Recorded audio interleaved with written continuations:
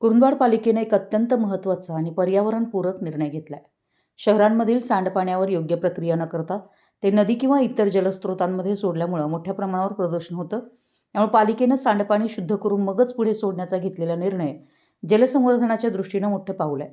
हा निर्णय पर्यावरण संवर्धन आणि सार्वजनिक आरोग्यासाठी अत्यंत महत्त्वाचा आहे.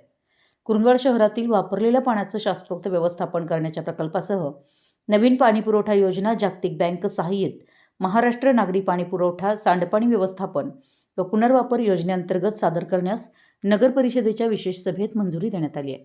पालिकेच्या छत्रपती शिवाजी महाराज सभागृहात सोमवारी झालेल्या विशेष सभेच्या अध्यक्षस्थानी नगराध्यक्षा मनीषा डांगे होत्या.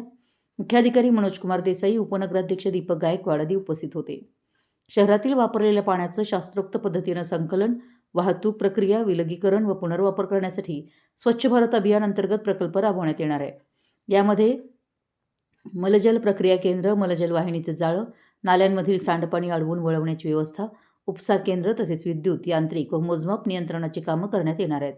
5 दशलक्ष लिटर प्रतिदिनापेक्षा कमी क्षमतेच्या प्रकल्पासाठी शासनानं नियुक्त केलेल्या पर्यावरणीय पायाभूत सुविधा अभियंता संस्थेसोबत नगर परिषदेनं करार करण्यासही मान्यता दिली आहे.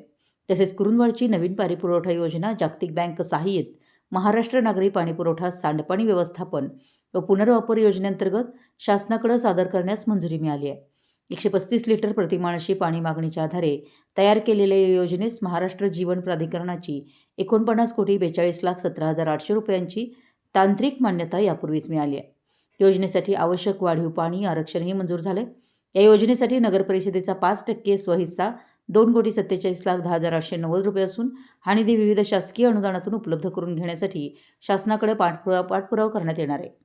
यावेळी सभेत सर्व नगरसेवक, नगरसेविका आणि पालिका अधिकारी, कर्मचारी उपस्थित होते.